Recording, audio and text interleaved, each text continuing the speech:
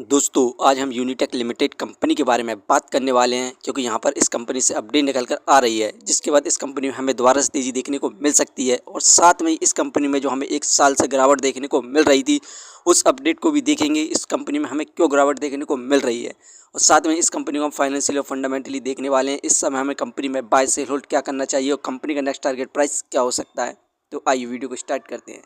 दोस्तों यूनिटेक लिमिटेड की work profile की बात करें तो ये कंपनी एक रियल एस्टेट डेवलपमेंट कंपनी है। ये कंपनी यहाँ पर टाउनशिप, अपार्टमेंट, वियाज, होटल्स, बिल्डिंग्स इत्यादि का यहाँ पर कंस्ट्रक्शन का कार्य करती है।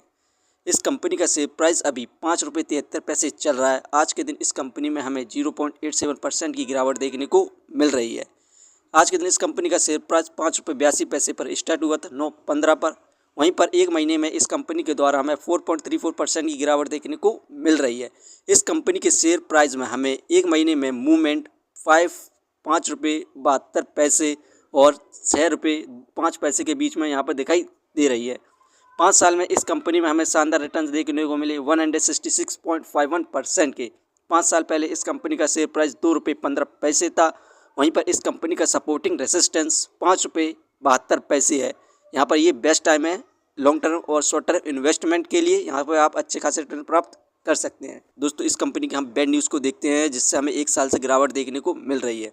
दोस्तों यूनिटेक ग्रुप के ऊपर यहाँ पर मनी लॉन्ड्रिंग केस के तहत 80 करोड़ की वाटिका यहाँ पर एसेट्स को यहाँ पर जब्त कर लिया है ईडी ने।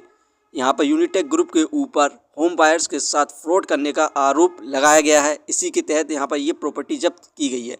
अभी तक ईडी के द्वारा छानबीन में 786 करोड़ की यहाँ पर टोटल इन्वेस्टिगेशन में प्रॉपर्टी जब्त कर ली गई है, जिससे हमें इस कंपनी में एक साल से गिरावट देखने को मिल रही है। दोस्तों यहाँ पर सेकंड मेन गिरावट की वजह देखें तो यहाँ पर फिल आप देख सकते हैं जून में 0.79% थे, वहीं पर सितंबर में 0.63% रह गए हैं। यहाँ पर ज़बरदस्त सेलिंग देखने को मिली हमें फॉरेन इन्वेस्टर के द्वारा इस कंपनी में एक साल के अंदर।